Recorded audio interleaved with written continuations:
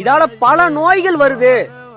அவன் சிந்திச்சானா, ஒரு வினாடி சிந்திச்சானா, அவன் மது கடைக்கு போக மாட்டான், சாராய கடைக்கு போக மாட்டான், கஞ்சா அடிக்க மாட்டான், அவன் சிகரெட் பிடிக்க மாட்டான்.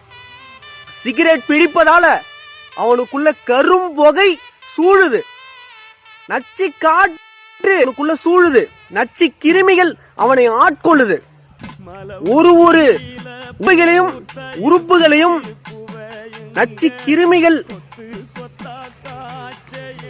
வீணாக்குது, அழிக்குது.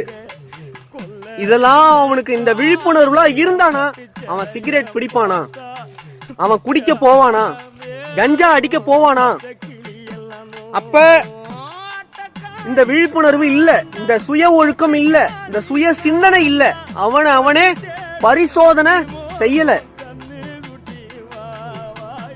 அப்ப அவன் உத்தம ஞானிகளை பாக்குறானா, விவேகானந்தரை பாக்குறானா, வள்ளல் பெருமான பாக்குறானா, பெரிய பெரிய ஞானிகளை பாக்குறானா, கௌதம் புத்தரை பாக்குறானா, இயேசுநாதரை பாக்குறானா, நபிகள் நாயகத்தை பாக்குறானா? பார்ப்பது இல்ல. அவன் இதெல்லாம் பார்த்தானா அவன் குடிக்க போவானா, அவன் கஞ்சா அடிப்பானா, அவன் சிகரெட் பிடிப்பானா? ஒருபோதும் பிடிக்க மாட்டான், ஒருபோதும் குடிக்கவும் மாட்டான், ஒருபோதும் சாராய கடைக்கு போக மாட்டான்.